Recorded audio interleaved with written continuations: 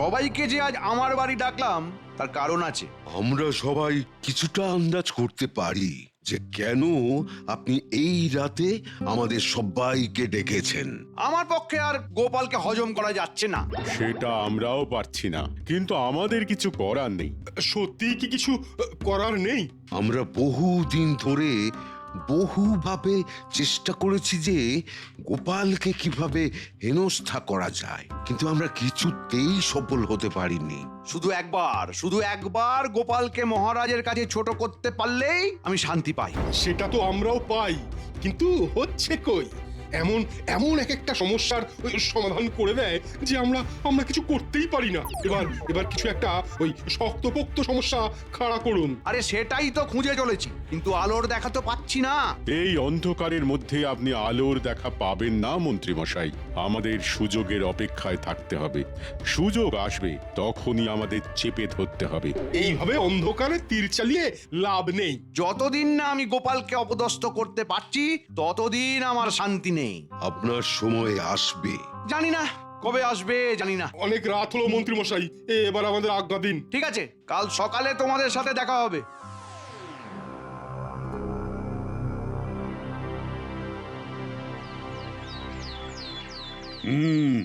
আজ একটা খুব ভালো খবর তোমাদের দেব। খাম্বাজ রাজা আমাদের কৃষ্ণনগরে আসছেন। উনি একজনের সাথে দেখা করতে আসছেন এবং তার সাথে রাজসভার কাজ নিয়ে আলোচনা করবেন। রাজসভার কাজ সম্পর্কে মন্ত্রীমশাইয়ের অগাধ জ্ঞান। দেখেছো মন্ত্রী, দেখেছ গোপাল তোমার কিরকম প্রশংসা করলো। দেখলাম, খুব ভালো লাগলো। যদিও এর মধ্যে কূটনীতি আছে, কিন্তু কূটনীতিটা যে ঠিক কোন খাতে সেটাই বুঝতে পারছি না। আমার বন্ধু রাজসভার বিষয় নিয়ে কিছু তর্ক বিতর্ক করবেন। ওর অনেক প্রশ্ন আছে, তার জবাবও দিতে হবে আমাদের। ও তার মানে ওই তর্ক আর বিতর্ক জমে যাবে মহারাজ। খাম্বাজরাজ প্রশ্ন করবেন আর আমাদের মন্ত্রীমশাই সেই প্রশ্নের উত্তর দেবেন। ও সে কি ভয়ঙ্কর ব্যাপার হবে মহারাজ। এ কি গেরো, এই খাম্বাজ রাজা আবার কোথা থেকে এলো? উফ, কোথায় ভাবলাম গোপাল জব্দ হবে, তা না, উটকো আপদ এলো। না, এই ব্যাপারটা নিয়ে আমাকে সবার সাথে আলোচনা করতে হবে। মন্ত্রীমশাইয়ের কাছ থেকে আমাদের কত কি শেখার আছে। মন্ত্রীমশাই, আপনি আমাদের গর্ব। খাম্বাজ রাজার সব প্রশ্নের ঠিকঠাক উত্তর দিয়ে আমাদের মহারাজের মাথা একেবারে উঁচু করবেন আপনি। সেদিন আমাদের একটা বিরাট ভোজ হবে, আর মন্ত্রী যদি তর্কে খাম্বাজ রাজাকে হারাতে পারে তবে 1000 স্বর্ণ মুদ্রা মন্ত্রী পাবে। ভোজ খাবো খাবো বিরাট ভোজ। কি কি পদ থাকবে ভোজে নিচ্ছি তারই খোঁজ। মাছ থাকবে, মাংস থাকবে, থাকবে হাঁসের ডিম। খেয়ে দে বলবে সবাই আতক্কিম আতক্কিম। বুঝলে মন্ত্রী, এই যে কৃষ্ণনগরে যাব অনেক দিন পরে, দুই বন্ধু একসাথে হব, এর একটা আলাদা দিক আছে। বলতে পারো সেটা কি? আগে সেটা তো অবশ্যই বলতে পারি। আপনি ওখানে রসরাজ গোপালকে দেখতে যাচ্ছেন। আর একটা লড়াই দেখতে যাব, মন্ত্রী আর গোপালের বুদ্ধির লড়াই। কৃষ্ণনগরের মন্ত্রীর মাথায় তো কুবুদ্ধি ছাড়া আর কিছুই নেই। বরং এইটা বলুন, কুবুদ্ধির সাথে সুবুদ্ধির লড়াই। হ্যাঁ, এইটা ঠিক বলেছো। আমি কৃষ্ণচন্দ্রকে বলেছি আমি ওর মন্ত্রীর সাথে দেখা করবার জন্যই যাচ্ছি। তাহলে তো মন্ত্রী খুবই খুশি হবেন। তার কারণ আপনি গোপালকে দেখতে যাচ্ছেন না, যাচ্ছেন মন্ত্রীকে দেখতে। এটা তো আপনার একটা দারুণ চাল। আসলে কৃষ্ণচন্দ্রের ওই মন্ত্রীটাকে আমার একেবারেই পছন্দ নয়। ওর সাথে একটু মশকরা করবো আর কি। মশকরাটা গোপালের সাথে লাগিয়ে দিন। গোপাল বনাম মন্ত্রী। বাহ বাহ বাহ বাহ, এটা তো বেশ বলেছো। ঠিক আছে, আমি তাহলে এক কাজে দুই কাজ করব। এই তো খুব বড় একটা খবর মন্ত্রী মশাই। হ্যাঁ, আপনি ভাবতে পারছেন খাম্বাজ রাজ আপনাকে দেখতে আসছে সেই সুদূর খাম্বাজ রাজ্য থেকে। আমি দেখতে পাচ্ছি মন্ত্রী মশাই, আপনার সুসময় আসছে। আরে ওসব ছাড়ো, এটা কিন্তু খুব খুশি হওয়ার কথা নয়। বুদ্ধি আমার মাথাতেও আছে। বিষয়টা একটু বুঝিয়ে বলুন মন্ত্রী মশাই, আমি ঠিক বুঝতে পারছি না। তোমরা কেউ লক্ষ্য করোনি গোপালের কিরকম গদ গদ ভাব? গোপালের এত খুশি হওয়ার কারণ কি? তাহলে কি কোনো বিপদ আছে বলে মনে হয়? খাম্বাজরাজ আমার সাথে আলোচনা করতে আসছে, এটা আমার কাছে কেমন একটা আশ্চর্য বিষয় লাগছে। তাহলে কি করবেন ভাবছেন? এমন কিছু একটা ভাবতে হবে যাতে করে সাপও মরবে আর লাঠিও ভাঙবে না।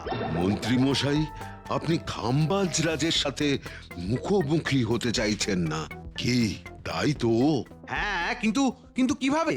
এই আসছে পূর্ণিমার দিন আপনি অসুস্থ হয়ে যাবেন। ব্যাস ব্যাস, আমি একদম নিশ্চিন্ত। আজ কিন্তু খুব খুশির দিন বিজ্ঞানী, কেন বুঝতে পারছো তো? আমার তো খুব একটা খুশির কিছু লাগলো না, বরং একটু অন্যরকম লাগলো। তুমি থাকতে খাম্বাজরাজ পড়লো কিনা মন্ত্রী মশাইকে নিয়ে। গোপাল হলো আমাদের একটি রত্ন বিশেষ, তাকে বাদ দিয়ে মন্ত্রী মশাই, লজ্জার নেই শেষ। হ্যাঁ, এটা কেমন যেন একটা খটকা লাগলো। পণ্ডিত, এতেই দেখবে খেলা। আমি একটা কথা আগে থেকে বলে দিতে পারি। কি কথা? মিলিয়ে নেবে তোমরা। পূর্ণিমার দিন খাম্বাজ রাজার সাথে মন্ত্রী মশাই তর্কে বসবেন না। এটা কিভাবে বললে গোপাল? আমার এতদিনের অভিজ্ঞতা থেকে বলছি, সেদিন মন্ত্রী মশাই আসবেন না। ঠিক আছে, দেখি তোমার অভিজ্ঞতার কতটা দাম। মিলিয়ে নিও বিজ্ঞানী। সেদিন মন্ত্রী মশাই আসছেন না, আমার কথাটা মনের মধ্যে একেবারে তালা বন্ধ করে রেখো। তাহলে কি খাবো না আমরা ভোজ? মাংস, মাছ, ডিমের তাহলে নেব না আর কোনো খোঁজ? কে বলেছে ভোজ হবে না? ভোজ আমরা খাবো, ওটা নিয়ে একদম ভেবো না সভাকবি। চলো এবারে যাওয়া যাক, আজ একটু বাজার হয়ে যাব বুঝলে। গিন্নি ইলিশ মাছ খেতে চেয়েছে, আজ এত আনন্দের দিন, যাই গিন্নির জন্য একটা বড় ইলিশ নিয়ে বাড়ি যাই। হ্যাঁ, চলো যাওয়া যাক। তুমি বাজার থেকে ইলিশ কিনে বাড়ি যাও। হ্যাঁ।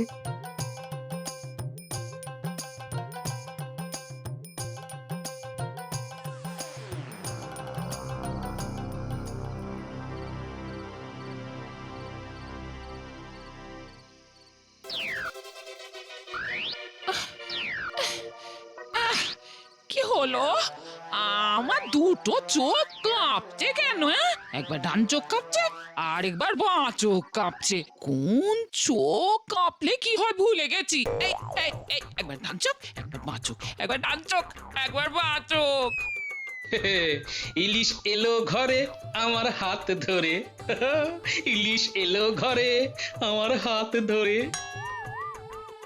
গিন্নি এই দেখো ইলিশ, করো সর্ষে ইলিশ, আজ বড় খুশির দিন গিন্নি, তাই তোমার জন্য ইলিশ নিয়ে এলাম। খুশির দিন? ও তাই আমার চোখটা খালি নাচছে। একবার ডান চোখ, একবার বাঁ চোখ। এই দেখো দেখো দেখো দেখো, দেখেছো? ও তোমার হাতির মতো চোখ কখন বুঝছে কখন খুলছে কেউ দেখতে পাবে না গো। বরং এই নাও ইলিশ মাছটা নাও, অনেক দিন ধরে খাবে খাবে করছিলে, তাই নিয়ে এলাম। আমার চোখ হাতির মতো? তুমি কথা বলতে পারলে? কোথায় ভাবলাম আমি তোমাকে খুশি মনে ইলিশ রেঁধে খাওয়াবো, তা না, আমার সব ইচ্ছেতে জল ঢেলে দিলে। ঠিক আছে গিন্নি, তোমার যখন ইচ্ছেতে আমি জল ঢেলে দিয়েছি, তখন আজ আমি তোমাকে ইলিশ রেঁধে খাওয়াবো। মানে তুমি রাঁধবে? তুমি? হ্যাঁ রাঁধবো, তুমি আমাকে মাছ কুটে দেবে, আর তোমাকে কিচ্ছুটি করতে হবে না। আজ এর কি হলো? এরকম খুশি তো আমি ওকে কখনো দেখিনি। এই দেখো, এইরকম বোবার মতো দাঁড়িয়ে রইলে কেন? মাছের আঁশ ছাড়িয়ে কাটতে শুরু করো, আমি মুখ হাত ধুয়ে রান্নাতে হাত লাগাচ্ছি। ঠিক আছে ঠিক আছে, বলি তুমি ভালো করে হাত পা ধুয়ে নাও। হ্যাঁ সেই ভালো।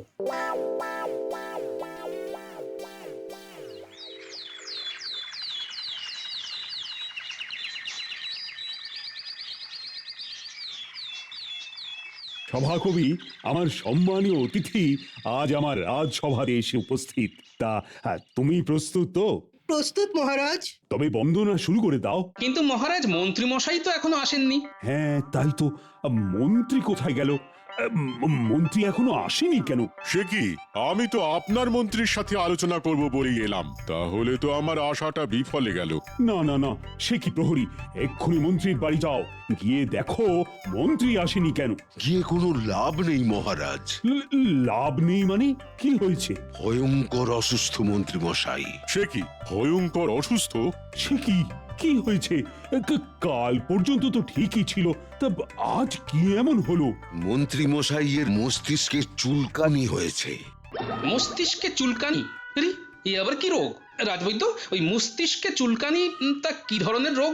খুব চিন্তা করলে এই রকম মস্তিষ্কে চুলকানি হয়, মানে ওই গভীর চিন্তার ফল।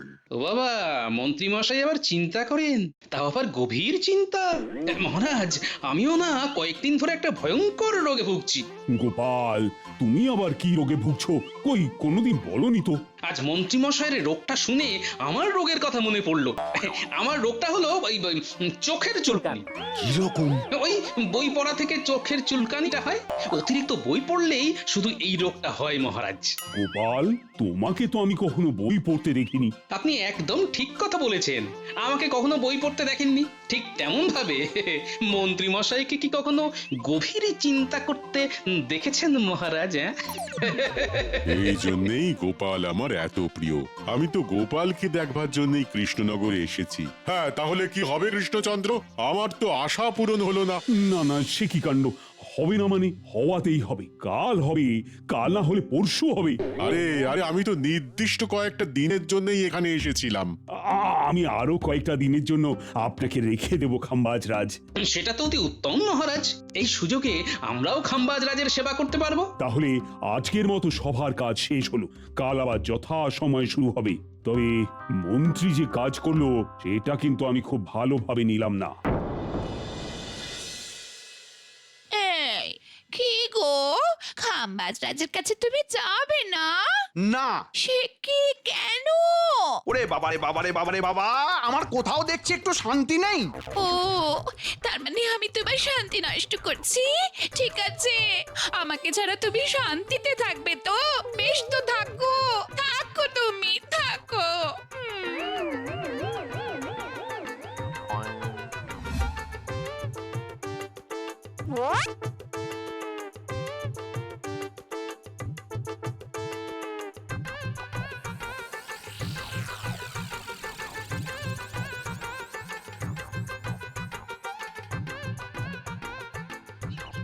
গিন্নিমা কোথাও গেলেন বুঝি? হ্যাঁ, আমাকে শান্তি দেওয়ার জন্য আমার গিন্নি এখন তার বাপের বাড়িতে গেলেন। এবার বলো, তোমরা এখানে কি করতে এলে? আজকের কথাগুলো জানাতে এলাম মন্ত্রী মশাই। জেনে আর কি করব, জানি তো কি হতে পারে, জানি। মহারাজ আপনার অসুস্থতার কথাটা বিশ্বাস করেনি। গোপাল বলল, মন্ত্রী মশাইয়ের যদি মস্তিষ্কে চুলকানি হয় তাহলে আমারও চোখের চুলকানি হয়েছে। ও, তোমরা আমাকে জানাতে এসেছো না জ্বালাতে এসেছো? তোমরা কি চাও? আরে আরে মন্ত্রী মশাই, যেটা করতে গেলাম সেটা তো উল্টো হয়ে গেল। কি হবে এখন? কাল আপনাকে অতি অবশ্যই রাজসভাতে যেতে হবে কিন্তু। মহারাজের আদেশ। শুনুন মন্ত্রী মশাই, আপনি আপনি কিন্তু শক্ত হয়ে থাকবেন। রোগের কথা বললেই আপনি বলবেন মস্তিষ্কে চুলকানি, তারপর আমি বুঝে নেব। ঠিক আছে খাম্বাজ রাজ আপনার সঙ্গে কথা বলার জন্য মুখিয়ে আছেন। ঠিক আছে ঠিক আছে, সব শুনলাম। কাল আমি যাব, দেখবো কি চাইছেন আমাদের খাম্বাজ রাজ। কি বিজ্ঞানী, কি বলেছিলাম মন্ত্রী মশাই আজ আসবেন না? কেমন মিলে গেল তো? সত্যি? তুমি কি করে বললে বলো তো? গোপালের অভিজ্ঞতা, মন্ত্রী মশাইয়ের খুললো খাতা। সবাই বলছে মন্ত্রী মশাই যা তা, রাগে মহারাজের জ্বলছে মাথা। কাল কি হবে গোপাল? কি বলছে তোমার অভিজ্ঞতা? আমার আরেকটা অভিজ্ঞতার কথা তোমাদের সাথে আলোচনা করছি, ওটাও কাল মিলিয়ে নেবে, কেমন? কাল আবার কি হবে? আগাম বলে দাও। কাল মহারাজ প্রথমে মন্ত্রী মশাইকে ধমকাবেন, তারপর যেটা হবে সেটা হলো গোপাল বনাম মন্ত্রী মশাই। ঠিক বুঝলাম না। এর বেশি আর বললে কাল মজাটা তো পাবে না সভাকবি। তবে এবারের খেলাটা জব্বর খেলেছে আমাদের খাম্বাজ রাজ। আজও একটা ডিম ভরা ইলিশ নিয়ে বাড়ি যাব। ঠিক আছে, তুমি তোমার কাজে যাও, আমি আমার ঘরে যাই। চলো সভাকবি, চলো পণ্ডিত, চলো। আজও খাবো ইলিশ ভাপা, সাথে ডিম ভাজা। মনের মধ্যে নৃত্য চলছে, লাগছে ভীষণ মজা।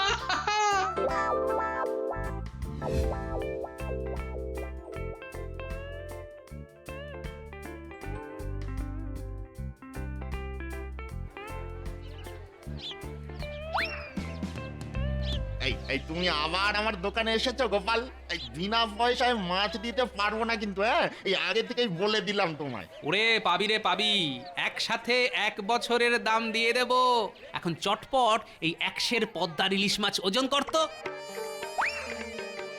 হ্যাঁ, এই নাও তোমার 100 ইলিশ। এই দাও দাও দাও দেখি, আগে দামটা দাও, তারপরে অন্য কথা। বাবা,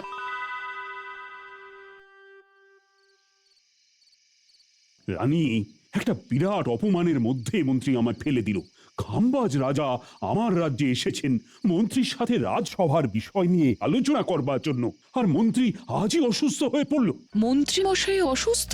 কি হয়েছে? কি একটা চুলকানি, কোথায় যেন ও হ্যাঁ হ্যাঁ, মনে পড়েছে, মস্তিষ্কে চুলকানি। ভাবো একবার। এ আবার কি রোগ? আমি তো কোনোদিন শুনিনি। কিন্তু হয়েছে। আপনার মন্ত্রীর মাথায় কুবুদ্ধিতে ভরে আছে। ওই কুবুদ্ধিগুলোই আপনার মন্ত্রীর মাথার মধ্যে চুলকোয়, যত সব। কিন্তু এখন কি করি বলো তো রানী? শুনুন মহারাজ, কাল সভায় গোপালের সাথে মন্ত্রী তর্কের লড়াই লাগিয়ে দিন, তারপর মজা দেখবেন।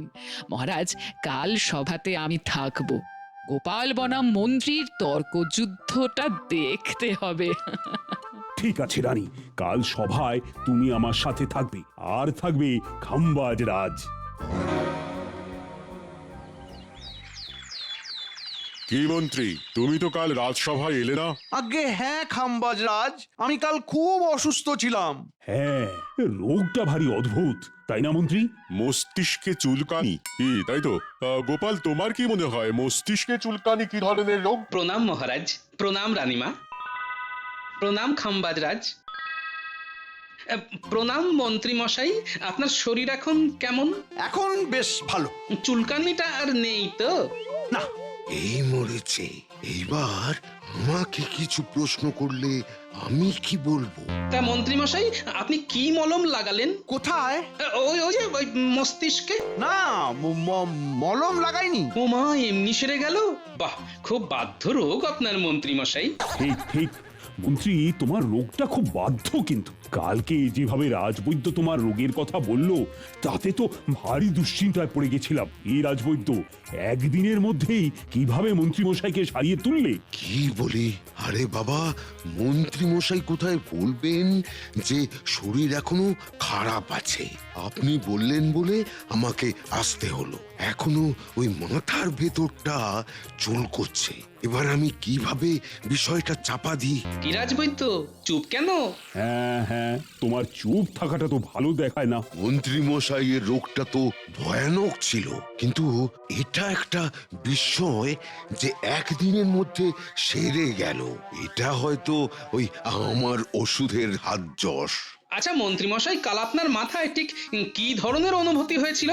মাথার মধ্যে একটু কুটকুট করছিল, যেটা আপনার প্রায় করে আর কি। প্রায় করে মানে? ওই কুটকুট করে বলেই না মস্তিষ্কে চুলকানিটা হয়েছে। মহারাজ, গোপাল কিন্তু আমার চরিত্র হনন করছে। কোথায় মন্ত্রী? গোপাল তো তোমার রোগের খবর নিচ্ছে, তুমি তো তার ঠিকঠাক উত্তর দিলেই মিটে যায়। আরে রোগের তো একটা উপসর্গ থাকবে। মাথা কনকন, মাথা ছনছন, মাথা চিনচিন, কিছু তো একটা করছিল অবশ্যই। কি মন্ত্রী মশাই, করছিল তো? আপনার সেই অনুভূতিটা বলুন, সবাই শুনুক। এই রোগের তো একটা প্রতিষেধক টিকা আবিষ্কার করতে হবে। ও বুঝেছি। বুঝলে গোপাল, আমার মাথাটা না ঘুরছিল, কেবল ঘুরছিল। শুধুই ঘুরছিল? হ্যাঁ, শুধুই ঘুরছিল, আর হালকা হালকা মাথার ভেতরে কুটকুট করছিল। আচ্ছা, কোন দিক দিয়ে ঘুরছিল? গোপাল বনাম মন্ত্রী তো একেবারে জমে জমজমাট। হ্যাঁ, এটা আবার কি ধরনের প্রশ্ন? মাথা কোন দিকে ঘুরছিল মানে? আহা, ঘোরার তো একটা দিক থাকে নাকি? ডান দিক দিয়ে ঘোরে কিংবা বাম দিক দিয়ে ঘোরে। আমি বুঝতে পারিনি মহারাজ, হয়তো হ্যাঁ, হয়তো বাম দিক দিয়ে। কেন হয়তো কেন? ঠিকঠাক বলতে হবে তো।